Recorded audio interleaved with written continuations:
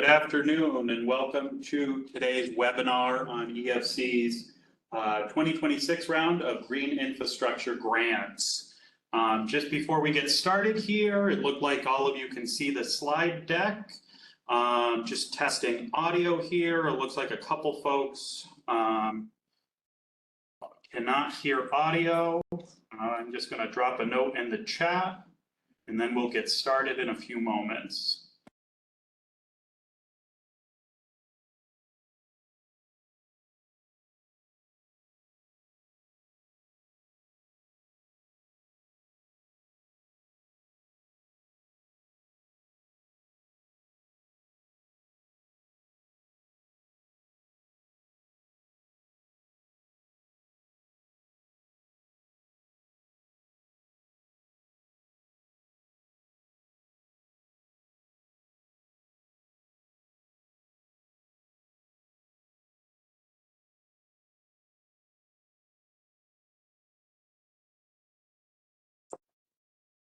All right, it looks like a couple folks have resolved their audio issues. Some still cannot hear audio, but this webinar is being recorded and will be made available afterwards. So for anybody that is not able to hear at the beginning here, they can watch later. All right, so as I said, thank you for joining the webinar this afternoon. We'll be talking about our green infrastructure grants that are now open to the public. This includes our Green Innovation Grant Program, or GIGP, and our Green Resiliency Grant Program, which we refer to as GRG. My name is Ryan Weitz. I'm an engineer with EFC's Green Infrastructure and Resiliency Programs Unit. Today, I'm joined by Brian Hahn, Program Manager, and Abigail Gertis, who is a Project Coordinator with the same unit. Now I will turn it over to Brian to walk you through the agenda for today's presentation. Good afternoon, and thank you for joining today. This is a brief overview of what we'll be walking through. We have a few changes this year, but we'll get to those in a little bit. First, we'll start with just an overview of what we do here at EFC, who we are, the types of projects we fund, and then we'll get into some of the program updates, each program individual's overview, some of the application and requirements information, key takeaways, and we'll have some time for Q&A.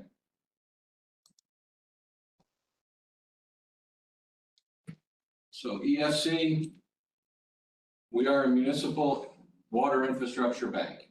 We provide grants and financings to municipalities across the state.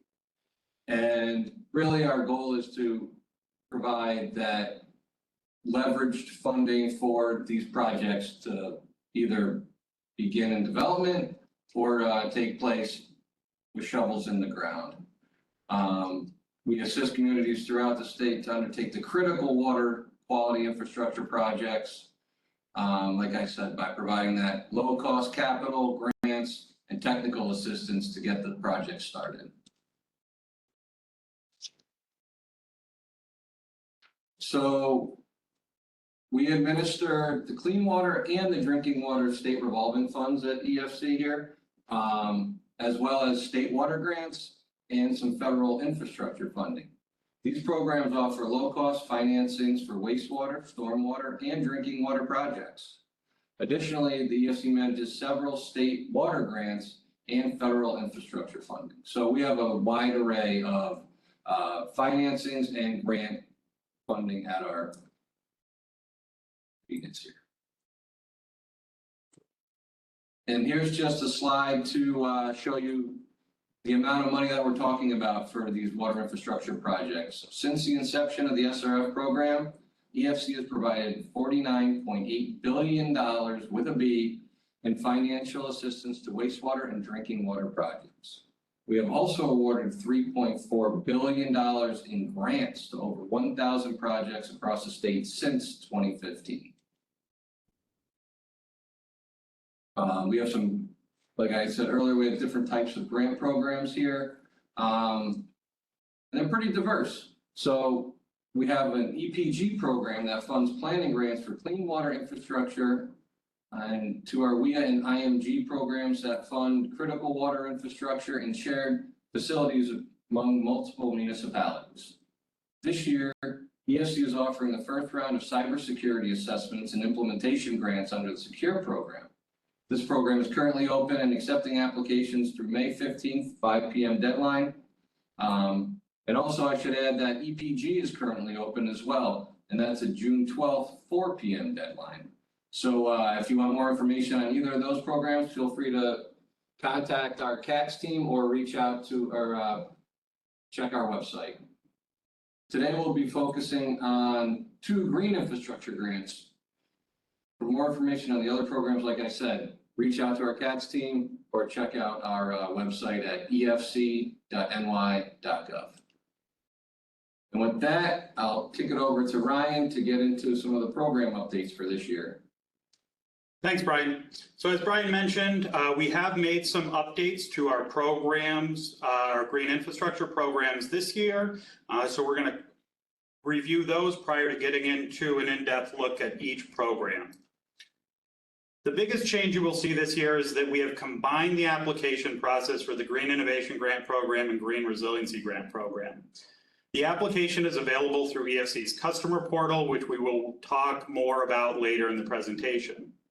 For communities seeking GIGP or GRG funding, you will submit a single application for both programs. EFC will consider applications for funding under either program based on the project scope and eligibility. This allows EFC to consider an application under the most suitable grant program based on the project scope while minimizing duplicated efforts by communities to apply for both programs. We have also updated our guidance on the eligible cost period for both programs. The program summaries now clearly indicate that costs must be incurred after notification of award to be eligible. This ensures that all applicable programmatic requirements are known to the recipient prior to incurring project costs. Another update that affects both programs is the addition of water quality volume calculations within the application itself for all stormwater projects. Applicants will now enter key inputs such as the site-specific 90th percentile rainfall depth and contributing drainage areas, and the application will automatically calculate the water quality volume for the project, as well as impervious cover reduction statistics. Applicants are still required to provide supporting calculations for the runoff, reduction volume, total storage volume, and any other sizing calculations applicable to the project and proposed stormwater management practices. The last and most important update to take note of for both programs is that all applications are due at 4 p.m. on Friday, June 12th, 2026. On the GIGP side of things, we have updated the program summary to clarify water meter eligibility under the water efficiency category. All water meters, in order to be eligible, must be installed on water service connections for homes or businesses that discharge to and are served by publicly owned treatment works. This is a requirement from the funding category that we receive from EPA. The reason supporting this is that water meters must reduce demand on publicly owned treatment works to be eligible. So we added a question to the application where applicants must confirm whether the proposed project will meet the eligibility criteria and identify the affected POTW. Some information that's required in the application includes the POTW name, Speedy's permit number, and POSS number if applicable. If not all meters are eligible connections, the application and engineering report must clearly identify the number of eligible connections and the total number of connections in the project overall. So this information should be clearly stated so it can be evaluated during the post-application period. For the GRG program, we have also made some updates. First, we have consolidated all project eligibility requirements into one location in the program summary. We'll walk through these in detail in a little bit. We have also clarified and updated the sizing criteria for all projects to ensure that applications are aligned with the program objectives. The first is what we are calling the green metric. Under this criteria, all projects must reduce at least 2,500 cubic feet of the tributary water quality volume through infiltration, evapotranspiration, and/or harvest and reuse. The second criteria is the resiliency metric. This requires that all projects must be sized to provide on-site stormwater storage capacity for the 10-year, 6-hour event. This ensures that projects will be designed and built to provide meaningful mitigation against the impacts of extreme precipitation. Projects must also consider larger design storms such as the 100-year event and safely convey any flows exceeding the on-site storage capacity for those events. Taken together, the green metric and resiliency metric make up our Green Resiliency Grant Program. Lastly, we have updated the guidance and the summary on activity and cost eligibility to provide additional clarification and address frequently asked questions over the previous rounds. Now I'll turn it over to Abigail to walk you through the specifics on the Green Innovation Grant Program. Thank you, Ryan. All right, so key highlights of this year's round of Green Innovation Grant Program include a total of $15 million in available funding. Grants can be awarded up to $3 million per project. Projects also must align with one of these 3 categories. So we have our green stormwater infrastructure category, energy efficiency category, and water efficiency category. For projects that might span multiple categories, it is required that separate applications are submitted for each category. In addition to a project falling within these categories, all projects must meet or exceed EPA's Green Project Reserve requirements, and all projects previously funded through the Green Resiliency Grant Program are not eligible for a GIGP award or a Green Innovation Grant Program award. All right, so to talk a little bit about applicant eligibility, it varies depending on the application category, with municipalities being eligible under all categories. In addition to municipalities, private and not-for-profit entities are eligible to apply under the green stormwater infrastructure category. Please note that under the program's rules, the term municipality does include several different types of entities, including local governments, school districts, public benefit corporations, public authorities, and state agencies. In addition to being an eligible entity, applicants must have an ownership interest in the project site and the legal right to access, operate, and maintain the project for its full useful life. If the applicant does not directly own the site, the applicant must include a clear explanation of how access, operation, and long-term maintenance will be ensured. There is a couple of questions within the application that you'll want to ensure to provide very clear details on for ownership. All right, similar to applicant eligibility, the minimum local match requirement varies depending on the application category. The match requirement is also dependent on the applicant's median household income, or MHI. The MHI thresholds is different between upstate and downstate regions. To determine the MHI of your community, we recommend you visiting EFC's website. You'll look for the 2023 American Community Survey data, which is what we based MHI off of. All right. So for green stormwater infrastructure eligible activities. So these are eligible activities specific to the green stormwater infrastructure category. EFC classifies practices into 2 primary subcategories. So we have regional and local. Applicants are encouraged to incorporate a mix of eligible practices. Regional GSI projects focus on establishing or restoring natural landscape features such as riparian buffers, floodplains, streams, and wetlands, and should be designed to accommodate diverse hydrologic conditions, enhance biological integrity, and improve water quality. For local GSI projects, these are typically urban, focusing on site-specific or neighborhood-scale stormwater practices, such as bioretention, porous pavement, green roofs and walls, tree pits and trenches, and rainwater harvest and reuse systems. Local GSI projects should aim to replicate natural hydrology, reduce effective imperviousness, and treat or reduce runoff from their drainage areas. All GSI practices must be designed in accordance with the latest version of the New York State Stormwater Management Design Manual. Consider the entire tributary area and capable of safely conveying extreme precipitation events.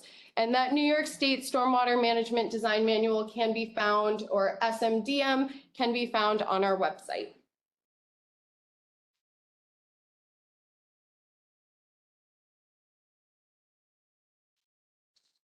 All right, so for green stormwater infrastructure, again, for this specific category, some ineligible activities are costs incurred or costs that are incurred prior to notification of award.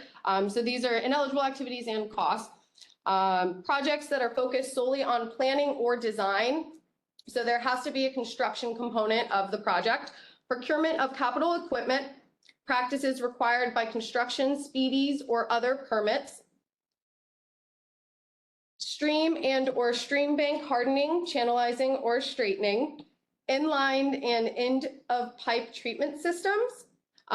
Extended detention and or filtration practices, and also operation, maintenance, and post-construction cost. If you have any questions regarding if your project falls under an ineligible activity, feel free to reach out to us. We're here to help clarify anything regarding ineligible activities and eligible activities.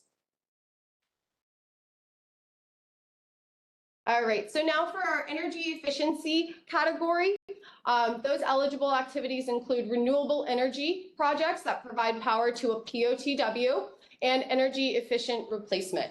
So for under the renewable energy subcategory, this can include wind, solar, micro hydroelectric, or biogas combined heat and power systems, CHP systems, and it also must feed directly into the grid that the utility draws from, and or there is a direct connection to the POTW. For energy efficient replacement, the project must achieve at least a 25% reduction. The project or practice must achieve at least a 25% reduction in energy consumption through the replacement of existing equipment with energy efficient equipment. All right, so now on to ineligible activities under the energy efficiency category. There are some that are not covered, which include the privately owned renewable energy generation. So again, it must provide energy to a POTW or to a grid that is the POTW is connected to. There's pump and or equipment replacement at the end of its useful life, with equipment of average efficiency. So ultimately, if you're looking to replace equipment, it must have a higher efficiency in order to be considered eligible. And again, operation, maintenance, and post-construction monitoring costs are not eligible costs under the GIGP program. All right, so going into our last category, we have water efficiency. So some water efficiency eligible activities include the installation, replacement, or retrofit of water meters. Water meters must be installed on water service connections for homes or businesses that discharge to and are served by a publicly owned treatment works. This is, again, what Ryan had mentioned earlier as an update to the program, so it's a clarification on eligibility. Water meters must, other eligible activities include water meters,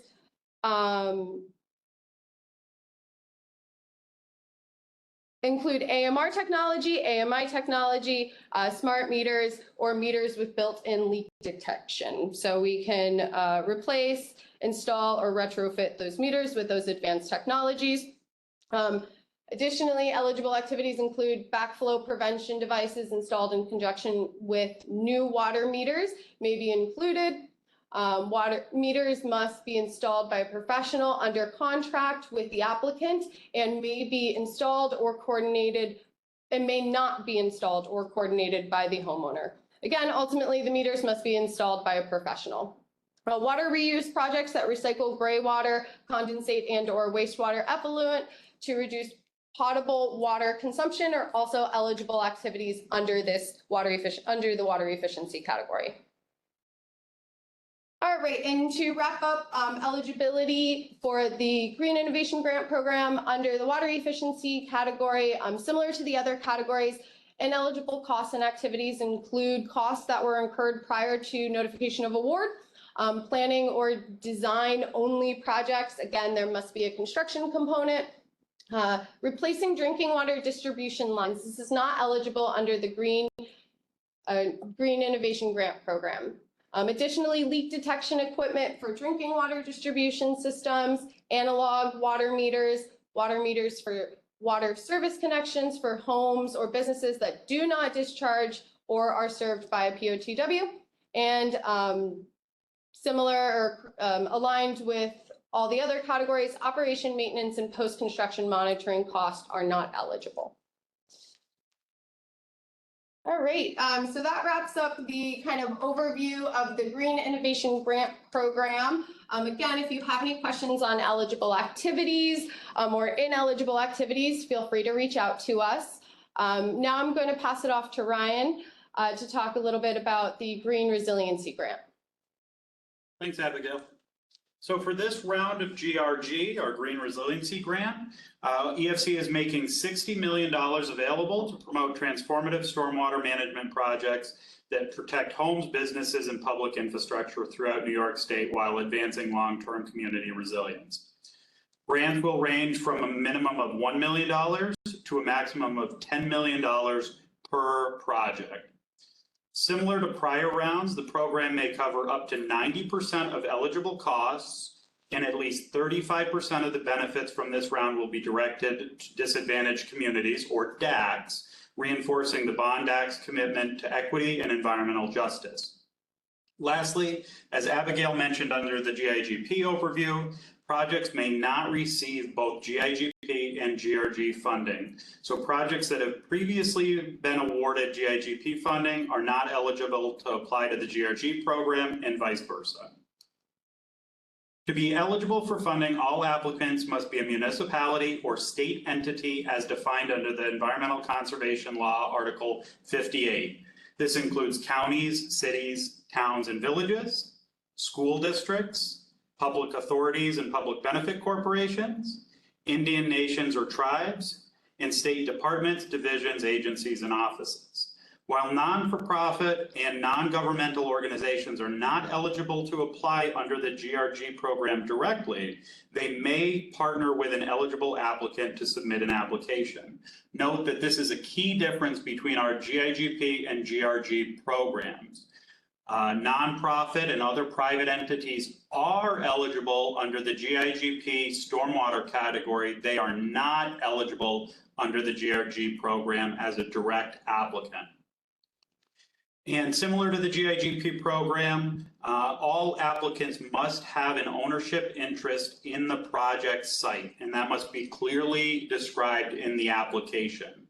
If the owner does not have a direct ownership, applications may be deemed ineligible. So it is important that you take special note of those questions in the application and provide a thorough explanation of how you're going to access, construct, operate, and maintain the project for its useful life.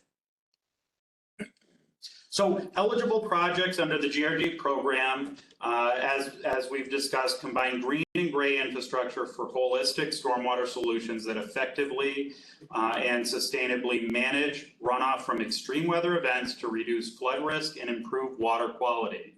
They also prioritize community resilience and equitable access to ensure infrastructure investments provide reliable benefits to all residents, particularly vulnerable populations. In order to be eligible for the program, projects must meet 6 eligibility criteria. This is the update that we discussed at the beginning of the webinar. So the first 2 are that projects must implement a capital improvement and address a specific existing water quality or quantity concern and demonstrate a concentrated impact on a clearly defined drainage area. Some examples of a clearly defined drainage area include a single stormwater or CSO outfall, a neighborhood draining to a common low point, or an area contributing to a known flooding hotspot or water quality problem. If you're proposing work across multiple unconnected drainage areas, those should be submitted as separate applications. Projects must also meet the sizing criteria discussed at the beginning of the presentation. This includes reduction of at least 2,500 cubic feet of water quality volume through a green practice, such as infiltration, evapotranspiration, and/or harvest and reuse. And the projects must provide a minimum on-site storage capacity to contain the volume from the 10-year, 6-hour storm event with safe overflow routing for larger events. These criteria ensure that the projects are both green and resilient. Lastly, the 2 criteria under schedule. All projects must not be under construction prior to award, but must plan to begin construction within 2 years following award. If your project meets these 6 criteria, as well as the other screening criteria outlined in the program summary, it should meet our eligibility requirements. Similar to GIGP, we break down eligible green infrastructure stormwater management practices under the GRG program into regional and local green stormwater infrastructure. Applicants are encouraged to incorporate a mix of eligible practices in their projects in order to meet the sizing criteria requirements. Also, all practices, similar to the GIGP program, must be designed in accordance with the latest version of the New York State Stormwater Management Design Manual. They should also consider the entire tributary area and be capable of safely conveying extreme precipitation events. The main difference in specific regard to practices between the GIGP and GRG programs is that there is less restriction on the types of practices eligible under GRG so long as the project meets the sizing criteria. This reinforces the program's intent to combine green and gray infrastructure into holistic solutions to address problems created by extreme weather. Under the GRG program, we've highlighted a couple ineligible activities and costs here. There's a more thorough list in the program summary. Similar to our GIGP program, any costs incurred prior to notification award are ineligible, as well as planning and design only projects. You'll see some similarities here in capital equipment procurement or stormwater practices required by construction general permit or compensatory wetland mitigation. Resilient New York studies prepared under the DEC's Resilient New York program and the implementation of those recommendations are ineligible under the GRG program. We definitely encourage you to review the DEC's Resilient Watersheds Grant Program, which is currently open, to determine whether your project is eligible to seek Bond Act funding through that program. Likewise, coastal rehabilitation and restoration projects and dam removal projects are ineligible under the GRG program. We encourage you to review both DEC's Resilient Watershed Grant Program and DOS's Department of State's Bond Act program, which are both currently open and accepting applications. A couple last items to highlight here: stream or channel hardening, straightening, or channelization, dredging required due to deferred maintenance, costs not directly related to water quality, such as site amenities, and operation and maintenance costs. Please take a detailed review of the list in the program summary for additional information on ineligible activities and costs under the GRG program.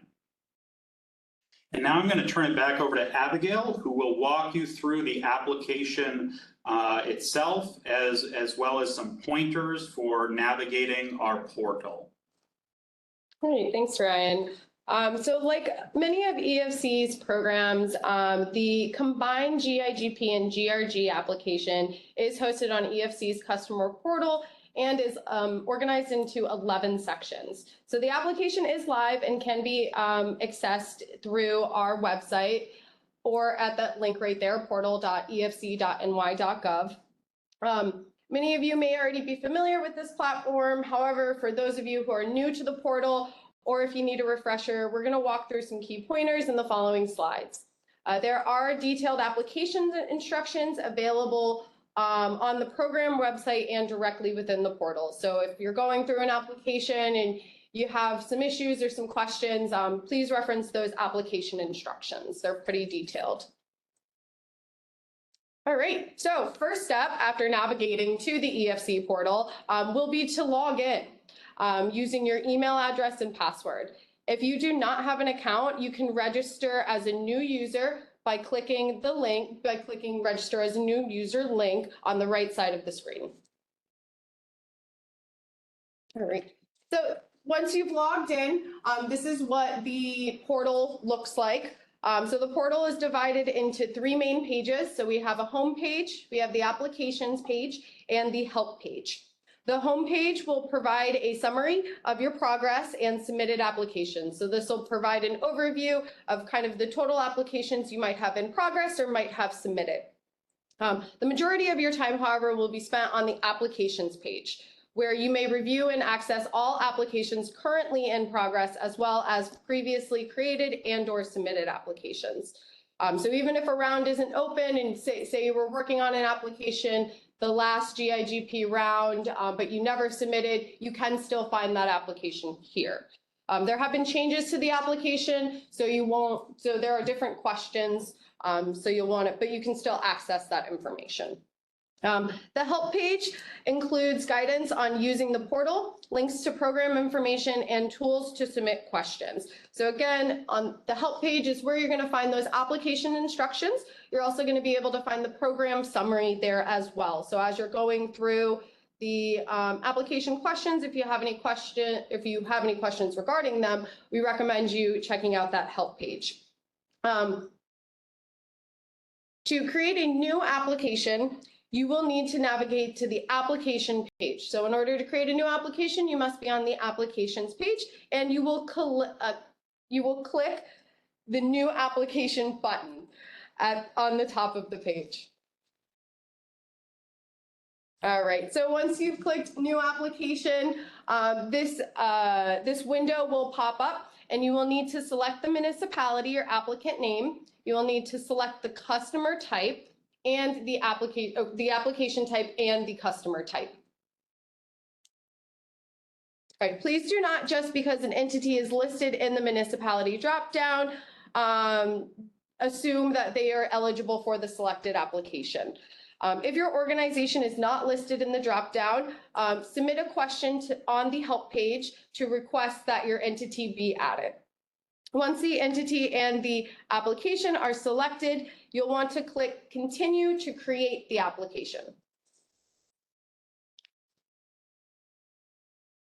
All right, so some functions on the applications page. So clicking applications on the left sidebar will always bring you back to this landing screen, showing you all applications linked to your account. To open an application, select the desired application row and select Open Application. So that button at the bottom of the screen.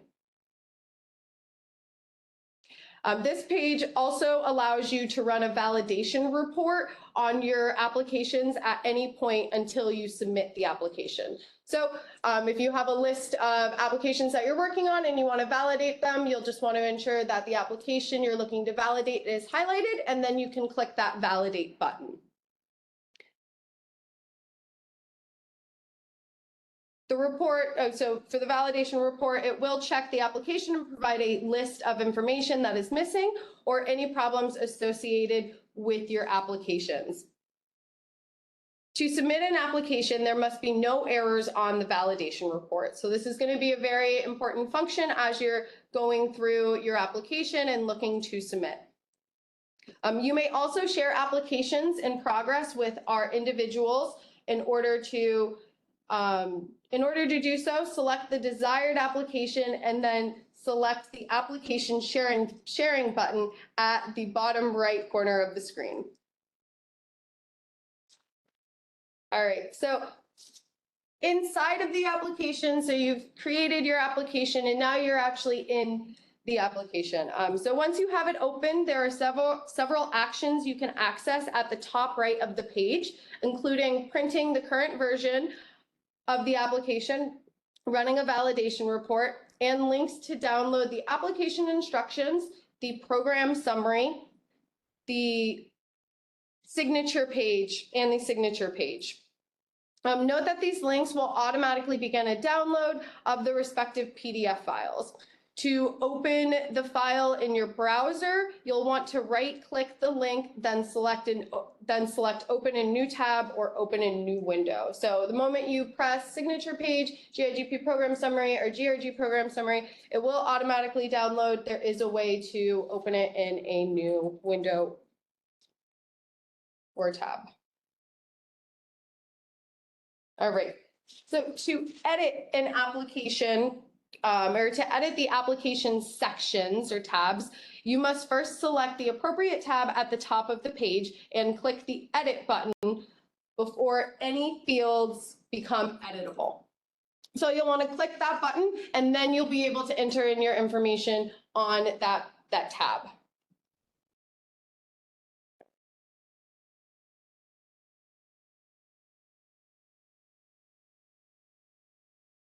So prior to moving to another section, you must click Save to accept your revision. So if you're editing your application, this is what it should look like with those boxes that you can enter in text and numbers into. So prior to moving to another tab, you must save to accept your revisions or cancel, which will delete any changes you've made. This section does not have to be completed to be saved. You can go back and edit sections prior to submission. All right, so this is a new, somewhat new feature to the application. So as you know, we have a GIGP and GRG combined application. So all applicants must select a category for the Details tab to populate. So you'll want to, as you're going through your application, you'll want to ensure that you have an application category selected in order for the questions on the Details tab to be available for you.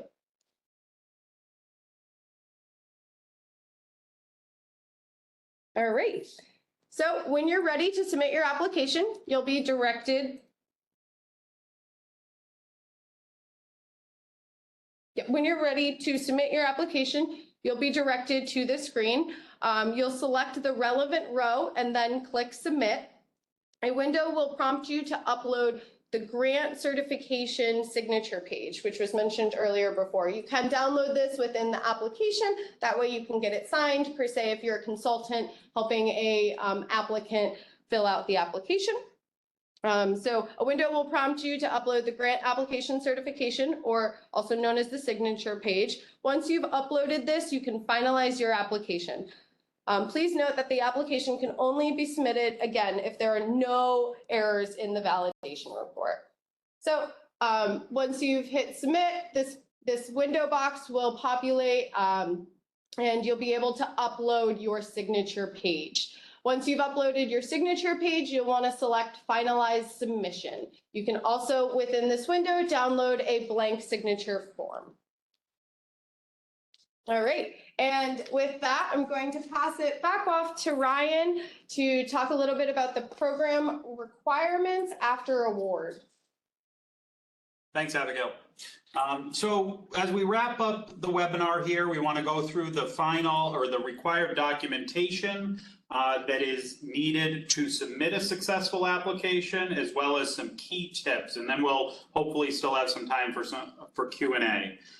So you'll see here a breakdown of required documentation for each type of project, each type of application. We do have required documentation guidance available on our website that has additional detail on this. So I encourage you to review that as well.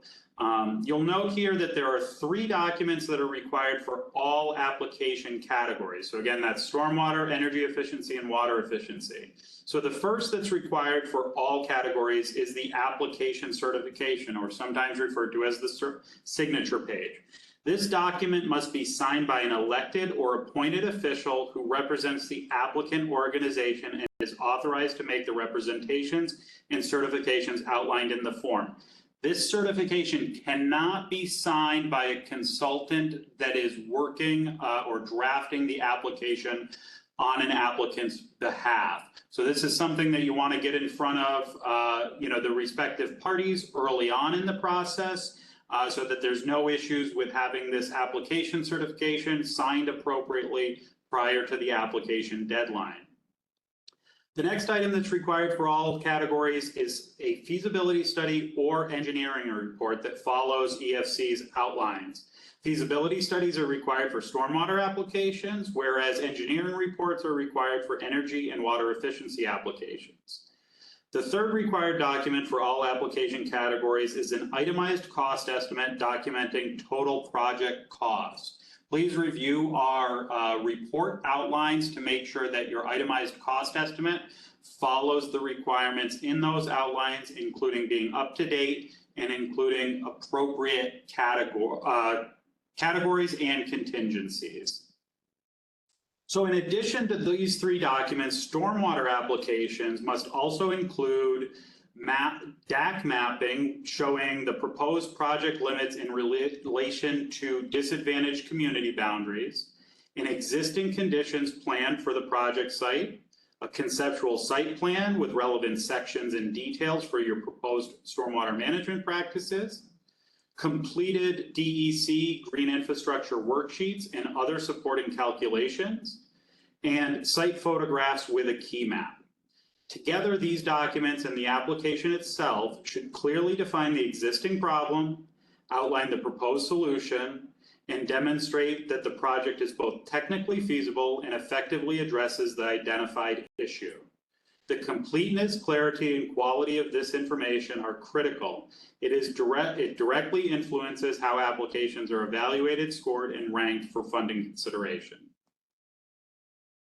So a little bit more detail on our feasibility study and engineering report requirements. So as noted, all applications must include either a feasibility study for stormwater projects or an engineering report for energy and water efficiency applications. All of these reports must meet the following minimum requirements. Note that these requirements are outlined in each of the respective outlines. So either the feasibility study outline or the engineering report outline. So the first item is that it must follow the appropriate outline. The report must also be current, as in no more than 5 years old. It must be a final version, not a draft. And one of the most critical items that we see overlooked with application submissions is that the report must be stamped and signed by a PE, a licensed professional engineer in the state of New York, or for feasibility studies, a licensed landscape architect may also stamp the feasibility study.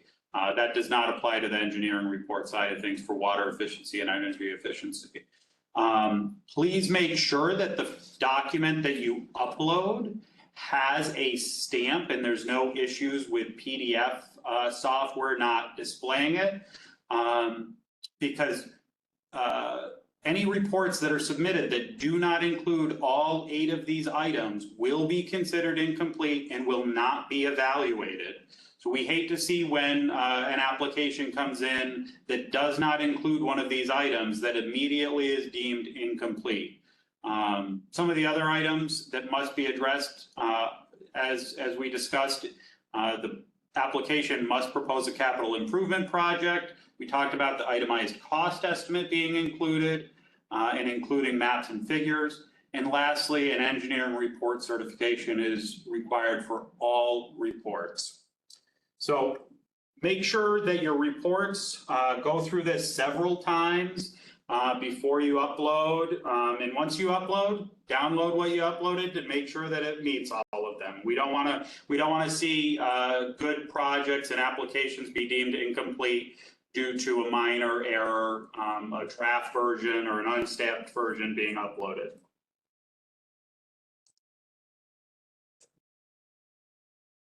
So some additional supporting documents, these are not required, but we strongly encourage applicants to submit any supporting documentation that helps strengthen their funding request. These materials can provide valuable context in detail, enhancing both our understanding of the project and its evaluation. For example, if the project is required under a formal enforcement action or is specifically referenced in a local or regional planning document, include a copy of the document. If your project is intended to address flooding, consider including documentation of prior flooding events or damage to support the need for the project. Other helpful supporting documents may include executed architectural and engineering service agreements, completed environmental review documentation, such as SEEKR or SHPO, or issued permits, all of which help demonstrate project readiness. While these documents are not mandatory, they are directly tied to certain evaluation criteria. If they are not submitted, the application may not receive points in those areas, which can impact the overall score. All of these documents are outlined in our application documentation guidance, which is available on EFC's website. So please take a look through that and start gathering documentation that can support your application. All right, so we're going to wrap up here with a couple key takeaways. I'm going to go through these kind of quickly so that we have some time for Q&A. But these are some lessons learned and best practices based on prior rounds, and we encourage you to take note of these. So first off, it's important to provide clear and concise responses to each question of the application. The application questions are drafted to obtain specific information, and it is important that that information is provided for each application. Avoid skipping questions. Also make sure that there aren't discrepancies between the application and the supporting documents. If there are discrepancies, evaluation criteria may not be ranked in those categories. Clearly identify what the project is proposing in the project description. So no matter what category you are applying under, make sure that the project description includes a clear description, a clear scope, and how that aligns with the program priorities and eligibility.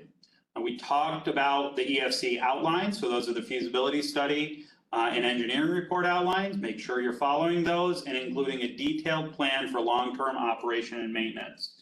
For stormwater applications, include supporting calculations, including the DEC green infrastructure worksheets, completed, please, to support the proposed project. If your project is addressing physical risks and resiliency, make sure to explain how the project will mitigate those impacts, and support the discussion with photos and details as needed. So if you have video links or photos or news reports about flooding, definitely include that to support your application. Incorporate all project costs into the cost estimate and plan of finance beyond just the eligible costs. We encourage you to secure letters of support from elected officials to help strengthen your application, and document public engagement efforts beyond just routine meetings. But if you've done community outreach on your project, please include documentation of that in your application. And lastly, but probably most importantly, submit your applications early. So every year, when the deadline passes, we always hear from a couple folks that had an issue uploading a document that was too large, or perhaps there was a validation error and it's 3:59 and they didn't make it by 4 p.m. Go through your validation report early, make sure you're going through and checking the EFC report outlines as well as the application documentation guidance prior to 4 p.m. on June 12th.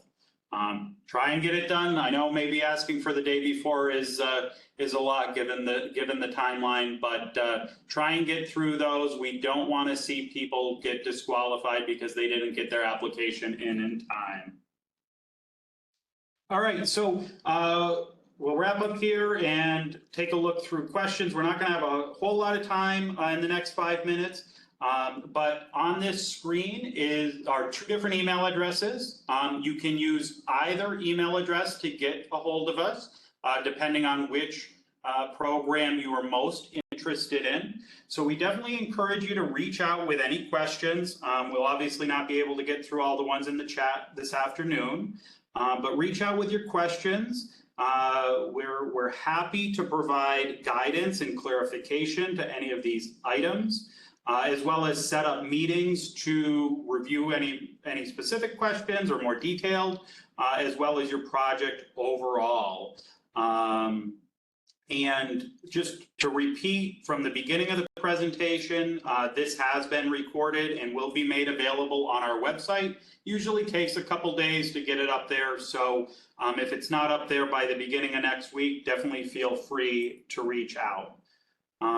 So I'm looking at the Q&A first. Does match need to be in hand when applying? It does not need to be documented in hand when applying. However, we do want to see a clear plan of finance for how the project will be financially feasible. So if you're planning on applying to other grant programs or possibly they're pending, or if you're anticipating using local sources, whether that be a budget line item or a local bond, the application should clearly identify the plan of finance for the project.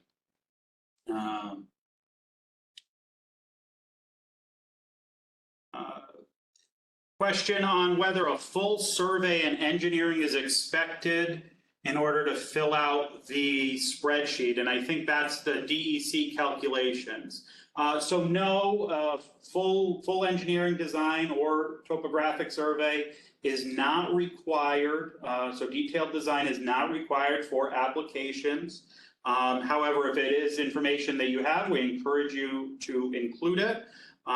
What the feasibility study for stormwater applications is intended to convey is the scope of the project, and that it is technically feasible. So we definitely like to see soil testing during or conducted as part of the feasibility study, but if not, you need to include soil data from soil reports, etc. Detailed design is not required for the application though. Do nonprofit applicants need to demonstrate a competitive process for selection of engineers or use engineers that are on a pre-approved list? Good question. So engineering procurement, architectural and engineering procurement is only required under our Green Innovation Grant Program. Now you might say, well, I don't know which I'm going to be awarded. So that's where we have revised the program guidance to indicate that all costs in order to be eligible need to be incurred after notification of award. If an application is awarded, the award letter will indicate what program it's being awarded under and what requirements apply. But if you are looking to get a head start, you can always take a conservative route and follow the federal A&E procurement requirements that are on our website.